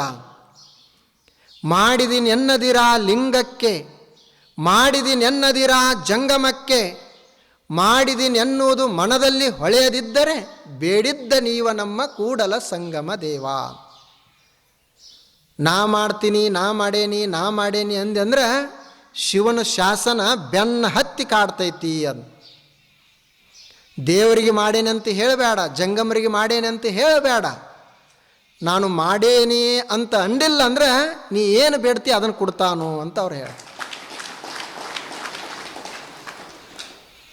ನೋಡ್ರಿ ಹೇಗದು. ಆದ್ದರಿಂದ ಈ ಕರ್ಮ ಅದಲ್ಲ, ಕರ್ಮಗಳದಾವಲ್ಲ, ಈ ಕರ್ಮಗಳನ್ನು ನಾವು ದೇವನಿಗೆ ಅರ್ಪಿಸೋದು. ಪ್ರಾರಂಭ ಮಾಡೋದು ಕೆಲಸ, ಅದರದ್ದು ಲಾಭ ಬರಲಿ ಹಾನಿ ಬರಲಿ ಎಲ್ಲ ಕೆಲಸ ದೇವನೇ ನಿನಗೆ ಅಂದಿವಂದರೆ ಇದು ಒಂದು ಭಕ್ತನ ಲಕ್ಷಣ. ಇಂಥ ಭಕ್ತ ಯಾರಿರ್ತಾರೆ ಮತ್ತು ಅನನ್ಯವಾಗಿ, ಎರಡನೇದು ಅನನ್ಯವಾಗಿ ಯಾರು ನನ್ನನ್ನು ಪ್ರೀತಿಸ್ತಾರೆ ನಾನು ಪಾರು ಮಾಡ್ತೀನಿ ಸಂಸಾರ ಸಾಗರದಿಂದ ಅಂತ. ಎರಡನೇದು ಒಂದಿಟ್ಟಾರ ಅನನ್ಯ ಪ್ರೇಮ ಅಂತಿಟ್ಟಾರ. ಅನನ್ಯ ಅಂದರೆ ಅವನೊಬ್ಬನೇ ಅನನ್ಯ ಅಂತ ಕರೀತಾರೆ. ಅದಕ್ಕೆ ಬೇರೆ ಇರಲ್ಲ. ಅನನ್ಯ, ಅನನ್ಯ ಪ್ರೀತಿ, ಅನನ್ಯ ಪ್ರೇಮ, ಅಲ್ಲಿ ಇನ್ನೊಂದು ಇರುವುದನೇ ಇಲ್ಲ. ಅವರಿಬ್ಬರು ಬಹಳ ಆತ್ಮೀಯರದಾರ ಅಂತ ಅಂತೀವಲ್ಲ, ಯಾವಾಗ ಅಂತೀವಿ? ಅವ್ರು ಯಾವಾಗಲೂ ಇಬ್ಬರು ಕೂಡಿದ್ರಂದ್ರೆ ಆತ್ಮೀಯತಾ ಅಂತೀವಿ. ಅವ್ರು ಏನೇ ಇರಲಿಪ್ಪ ಎಲ್ಲ ಸಮಯದಲ್ಲೂ ಕೂಡ ಇರ್ತಾರ ಅಂದಿವಂದ್ರೆ ಅವ್ರದ್ದಿಬ್ಬರದು ಆತ್ಮೀಯತೆ ಅಂತಂತಾರಲ್ಲ. ಅವಾಗೊಮ್ಮೆ ಇವಾಗೊಮ್ಮೆ ಕೂಡಿರ್ತಿದ್ರಂದ್ರೆ ಆತ್ಮೀಯತೆ ಅಲ್ಲ. ಆಗ ಅನನ್ಯ ಪ್ರೇಮ ಅಂದರೆ ಯಾವಾಗಾರ ಒಮ್ಮೆ ಮಾಡೋದು. ಅನನ್ಯ ಅಂದರೆ ನಿರಂತರವಾಗಿ ಅವನನ್ನೇ ಮನಸ್ಸಿನಲ್ಲಿ ಪ್ರೇಮವನ್ನೇ ತುಂಬಿಕೊಳ್ಳೋದು, ಬೇರೆ ಏನಿಲ್ಲ. ಅದು ಅನನ್ಯ ಪ್ರೇಮ. ನೋಡ್ರಿ ಹೇಗಿರ್ತದ. ಮನುಷ್ಯ ಹೃದಯದಲ್ಲಿ ಪ್ರೇಮವನ್ನು ತುಂಬಬೇಕು. ನಾವು ಏನೇನೋ ತುಂಬುತ್ತಿರ್ತೀವಿ. ಈಗ ಯಾರೇ ನಮ್ಮ ಮನೆಯ ಅಂಗಳದೊಳಗೆ ಕಸ ಚೆಲ್ಲಿದ್ರಂದ್ರೆ ಏನಂತೀವಿ? ಅವ್ರ ಜೋಡಿ ಜಗಳ ತೆಗಿತೀವಿ. ಕಸ ಚೆಲ್ಲಕ್ಕೆ ನಿಮಗೆ ಬೇರೆ ಜಾಗ ಇಲ್ಲೇನು, ಇದು ಒಂದೇ ಸಿಕ್ಕತ್ತೇನು ಅಂತೀವಿ. ಯಾರೇ ನಮ್ಮ ಮನೆಗೆ ಹೂವು ತಂದು ಕೊಟ್ರಂದ್ರೆ ಸ್ವೀಕಾರ ಮಾಡ್ತೀವಿ. ಯಾರೇ ಕಸ ತಂದ್ರಂದ್ರೆ ತೋತೀವಿ. ನಮ್ಮ ಮನೆ ಒಳಗೆ ತೋಳ್ದಿಲ್ಲ. ಆದ್ರೆ ದುರ್ದೈವ ನೋಡ್ರಿ ಹೆಂಗಿರ್ತದ. ಮನೆ ಮುಂದೆ ಯಾರೇ ಕಸ ಚೆಲ್ಲರೆ ನಮಗೆ ಆಗಿ ಬರೋದಿಲ್ಲ. ಮನೆಗೆ ಯಾರೇ ಕಸ ತಂದರೂ ನಮಗೆ ಅದು ಆಗುವುದಿಲ್ಲ. ಆದರೆ ಒಂದು ಕೆಟ್ಟ ವಿಚಾರ ಅನ್ನುವಂಥ ಕಸವನ್ನು ನಮ್ಮ ತಲೆಯಾಗಿ ಕೊಡ್ತಾರೆ, ಅದನ್ನು ತಲೆಯಾಗಿ ಇಟ್ಕೊಳ್ತೀವಿ. ನಾವು ಹೆಂಗಿರ್ಬೇಕು ನೋಡ್ರಿ. ಹೇಗೆ ಹೊರಗಿನ ಕಸ ಮನೆಯನ್ನು ಕೆಡಿಸ್ತದ, ಹಂಗೆ ಕೆಟ್ಟ ವಿಚಾರ ತಲೆಯನ್ನು ಕೆಡಿಸ್ತದಂತ ಯಾಕೆ ಯೋಚನೆ ಮಾಡಬಾರ್ದು? ಹೇಗೆ ಹೊಲಸು ಕಸ ನಮ್ಮ ಮನೆಯ ಅಂಗಳದಾಗ ಇರಬಾರ್ದು ಅಂತ ನಾವು ಹೆಂಗೆ ಬಯಸ್ತೀವಿ, ಹಂಗೆ ಕೆಟ್ಟ ವಿಚಾರ ನಮ್ಮ ತಲೆ ಒಳಗೆ ಇರಬಾರ್ದು ಅಂತ ಯಾಕೆ ಯೋಚಿಸಬಾರ್ದು? ಅದು ತಲೆ ಇರುವುದು ಅದರಲ್ಲಿ ಚಲೋದನ್ನು ತುಂಬಲಿಕ್ಕೆ. ನಮ್ಮ ಹೃದಯ ಇರುವುದು ದೇವನಿಗಾಗಿ ಅಲ್ಲಿ ಪ್ರೇಮವನ್ನು ಇಡುವುದಕ್ಕಾಗಿ, ಬೇರೆ ಏನು ತುಂಬಲಿಕ್ಕೆಲ್ಲ. ಅದೊಂದು ಪ್ರೇಮದ ಪೇಯ. ಅದು ಪ್ರೇಮನೇ ಒಂದು ಅದ್ಭುತ ಪೇಯ. ಅದು ಈಗ ಹೆಂಗೆ ಈ ಸೆರೆ ಕುಡ್ದಂಥ ಮನುಷ್ಯ ಇರ್ತಾನೆ ನೋಡ್ರಿ. ಸೆರೆ ಕುಡ್ದಿರ್ತಾನಲ್ಲ, ಅವನಿಗೆ ಕೇಳ್ರಿ ಅದಕ್ಕೆ ಸೆರೆ ಕುಡಿತೀಪ ಅಂತ ಕೇಳ್ರಿ. ಏನು ಹೇಳ್ತಾನೆ? ಸೆರೆ ಎದಕ್ಕೆ ಕುಡಿತೀನಿ ಅಂದರೆ ಸಂಸಾರದಲ್ಲಿ ತಾಪ ಹೆಚ್ಚಾಗೈತಿ, ಚಿಂತೆಗಳು ಹೆಚ್ಚಾಗ್ಯಾವ, ಅದನ್ನು ಸ್ವಲ್ಪ ಮರೆಯೋದಕ್ಕಾಗಿ ಸೆರೆ ಕುಡಿಯಾಕತ್ತೀನಿ ಅಂತ ಹೇಳ್ತಾನೆ. ಅದು ಸರಿ, ಒಂದು ರಾತ್ರಿ ಅಷ್ಟದ ತಾಪ ಕಳೀತದ. ಆದರೆ ಇದು ಭಕ್ತಿಯ ಸೆರೆ ಅದಲ್ಲ. ಇದನ್ನು ಒಮ್ಮೆ ಕುಡಿದು ಬಿಟ್ಟರೆ ಜೀವನದಾಗ ತಾಪ ಆಗೋದಿಲ್ಲ. ಆ ಸೆರೆ ಅದಕ್ಕೂ ಪೇಯ ಅಂತ ಕರೀತಾರೆ. ಅದು ಮಾದಕ ಪೇಯ, ಅದು ಬಾಧಕ ಪೇಯ, ಇದು ಸಾಧಕ ಪೇಯ. ಅದನ್ನು ಕುಡಿದ್ರೆ ಮನುಷ್ಯ ಬೈತಾನೆ, ಯಾರಿಗಾರೆ ಬೈದಾಡ್ತಾನೆ. ಆದರೆ ಈ ಭಕ್ತಿಯ ಸೆರೆ ಕುಡಿದ್ರೆ ಹಾಡ ಹಾಡ್ತಾನೆ. ಅದನ್ನು ಕುಡಿದ್ರೆ, ಸೆರೆ ಕುಡಿದ್ರೆ ನಡೆಯಕ್ಕೆ ಬರೋದಿಲ್ಲ, ಎಲ್ಲೋ ಬೀಳ್ತಾನೆ. ಭಕ್ತಿಯ ಸೆರೆ ಕುಡಿದ್ರೆ ದೇವನಿಗಾಗಿ ಕುಣಿದಾಡ್ತಾನೆ.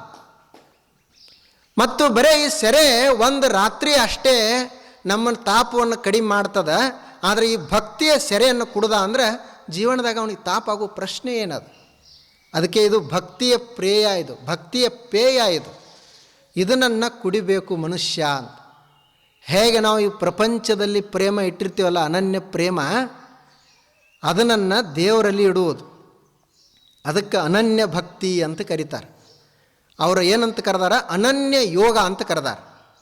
ಏತು ಸರ್ವಾಣಿ ಕರ್ಮಾಣಿ ಮಯಿ ಸನ್ಯಸ್ಯ ಮತ್ಪರಾಹ ಅನನ್ಯೇನೈವ ಯೋಗೇನ ಮಾಂ ಧ್ಯಾಯಂತ ಉಪಾಸತೆ. ಅನನ್ಯ ಯೋಗದಿಂದ ಯಾರು ನನ್ನನ್ನು ಧ್ಯಾನಿಸ್ತಾರೆ ಅವ್ರನ್ನ ನಾನು ಪಾರು ಮಾಡ್ತೀನಿ. ಅದಕ್ಕೆ ಅನನ್ಯ ಯೋಗ ಅಂತ ಕೊಟ್ಟಾರ. ಯೋಗ ಅಂತಂದರೆ ಹೆಂಗೆ ಸಾಧನೆ ಅದಲ್ಲ, ಹಾಗೆ ಈ ಅನನ್ಯ ಅನ್ನೋದನ್ನೇ ಒಂದು ಯೋಗ. ಅದು ಬಹಳ ಶ್ರೇಷ್ಠವಾದಂಥ ಯೋಗ. ಉಳಿದ ಯೋಗ ಹಠಯೋಗ ಏನದ? ಹಠಯೋಗ ಉಸಿರನ್ನು, ಗಾಳಿಯನ್ನು ನಿಯಂತ್ರಿಸುವುದದ. ಅದು ದೊಡ್ಡದೇ, ಗಾಳಿಯನ್ನು ನಿಯಂತ್ರಿಸ್ತದ. ಆದರೆ ಈ ಅನನ್ಯ ಯೋಗ ಮನಸ್ಸನ್ನು ನಿಯಂತ್ರಿಸ್ತದೆ, ಭಾವನೆಗಳನ್ನು ನಿಯಂತ್ರಿಸ್ತದೆ. ಗಾಳಿ ನಿಯಂತ್ರಿಸೋದು ಭಾಳ ಮಹತ್ವದದ. ಈಗೇನು ಮಳೆ ಬರ್ತದಲ್ಲ, ಮಳೆ ಹಿಂಗೆ ಗಾಳಿ ಸಣ್ಣಂಗೆ ಬೀಸ್ತಿದ್ರೆ ಗಾಳಿ ಮಳೆ ಬರಂಗಿಲ್ಲ. ಅಥವಾ ಈ ಕಡೆದ ಆ ಕಡೆ ಬೀಸ್ತಿತ್ತು, ಆ ಕಡೆದ ಈ ಕಡೆ ಬೀಸ್ತಿತ್ತು ಅಂದರೆ ಗಾಳಿ ಮಳೆ ಬರೋದಿಲ್ಲ. ಮಳೆ ಬರಬೇಕಾದ್ರೆ ಗಾಳಿ ಹೆಂಗೆ ಬೀಸಬೇಕಾಗ್ತದೆ? ತಳಗಿನಿಂದ ಮ್ಯಾಲ, ಮ್ಯಾಲಿನಿಂದ ಕೆಳಗೆ ಗಾಳಿ ಬೀಸಿದ್ರೆ ಮಳೆ ಬರ್ತದೆ. ಆ ಕಡೆ ದೂರಿಂದ ಬಂದಂಗೆ ಆ ಕಡೆ ಗಾಳಿ ಬೀಸ್ತದೆ ಅಂತ ನಾವು ಹೇಳ್ತೀವಿ. ಆ ಕಡೆ ಬಂದು ಮತ್ತೆ ಮ್ಯಾಲಿಂದ ಕೆಳಗೆ ಬರಬೇಕು, ಕೆಳಗಿನಿಂದ ಮ್ಯಾಲೆ ಹೋಗಬೇಕು, ಅವಾಗ ಅದು ಮ್ಯಾಲಿಂದ ನೀರು ತಳಗಡೆ ಬರ್ತದೆ. ಹಾಗೆ ಈ ಯೋಗಿ ಏನು ಮಾಡ್ತಾನೋ ಅಂದರೆ, ಉಸಿರು ನಮ್ಮದು ಗಾಳಿ ಆ ಕಡೆ ಈ ಕಡೆ ಹರಿತಿತ್ತಂದ್ರೆ ಮಳೆ ಬರಂಗಿಲ್ಲ, ಅಮೃತ ವರ್ಷನ ಆಗಂಗಿಲ್ಲ. ಹೆಂಗೆ ಈಗ ಹೊರಗಡೆ ಕೆಳಗಿನಿಂದ ಮ್ಯಾಲ, ಮ್ಯಾಲಿನಿಂದ ಕೆಳಗೆ ಗಾಳಿ ಹರಿತಂದ್ರೆ ಮಳೆ ಬರ್ತದೆ, ಹಾಗೆ ಯೋಗ ಸಾಧನೆ ಮಾಡಿದ ಅಂದರೆ ಕೆಳಗಿನಿಂದ ಮ್ಯಾಲ, ಮ್ಯಾಲಿನಿಂದ ಕೆಳಗೆ ಏಕಾಕಾರ ಆಗಬೇಕು, ಗಾಳಿ ನಿರೋಧ ಆಗಬೇಕು. ಅವಾಗ ಅವನಲ್ಲಿ ಯೋಗದ ಶಕ್ತಿ ಶುರು ಆಗ್ತೈತಿ ಅಂತ. ಅದು ಯೋಗ, ಹಠಯೋಗದವ್ರದ್ದು. ಆದರೆ ಇಲ್ಲಿ ಅನನ್ಯ ಯೋಗ. ಈತ ದೇವನಲ್ಲಿ ಎಷ್ಟು ಮರ್ತು ಹೋಗ್ತಾನಂದ್ರೆ ಉಸಿರು ಅನ್ನೋದನ್ನೇ ಮರ್ತು ಬಿಡ್ತಾನ ಆತ. ಗಾಳಿನೇ ನಿಂತು ಹೋಗಿ ಬಿಡ್ತದ, ಅವಾಗ ಮಳೆ ಬರ್ತದೆ, ಅಲಗಾಡೋದನ್ನೇ ಇಲ್ಲ. ಆಗ ಅನನ್ಯವಾಗಿ ದೇವನನ್ನು ಆತ ಪ್ರೀತಿಸ್ತಿರ್ತಾನೆ. ಅನನ್ಯ ಯೋಗೇನ ತೇ, ಯಾರು ನನ್ನನ್ನು ಧ್ಯಾನಿಸ್ತಾರೆ ಅವರನ್ನು ನಾನು ಪಾರು ಮಾಡ್ತೀನಿ. ಈಗ ಹೇಗೆ ನಮಗೆಲ್ಲ ವಸ್ತುಗಳ ಬಗ್ಗೆ ಪ್ರೇಮ ಅದಲ್ಲ, ಕುಳಿತ್ರ ನಿಂತ್ರ ಅದೇ ಇರ್ತದೆ, ಹಂಗೆ ಅನನ್ಯ ಪ್ರೇಮ ಇರಬೇಕು. ಒಬ್ಬ ವ್ಯಾಪಾರಿ ಇದ್ದ. ಅವ ಇನ್ನೇನು ದೇಹ ಬಿಡುವವ ಸಾವಿನ ಹಾಸಿಗೆ ಮೇಲೆ ಮಲಗಿದ್ದ. ಎಲ್ಲರೂ ಬಂದಿದ್ದರು, ಬಂದು ಬಾಂಧವರು, ಈಗೋ ಆಗೋ ಪ್ರಾಣ ಬಿಡುವವ. ಆ ಸಮಯಕ್ಕೆ ಅವ ಕೇಳ್ತಾನೆ, ದೊಡ್ಡ ಮಗ ಎಲ್ಲಿದಾನು ಅಂತ ಕೇಳಿದ.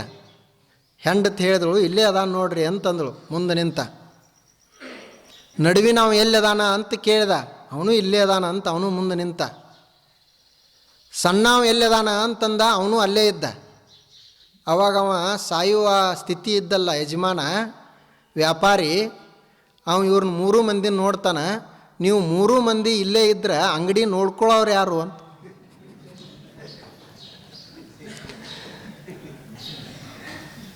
ಅವಾಗ ಹೆಂಡು ತಂದಳು, ಜೀವನದ ತುಂಬ ಅಂಗಡಿ ಮಾಡೇದಿ, ಈಗ ಹೊಂಟದಿ, ಈಗರೇ ಮರಿಲಾದನ.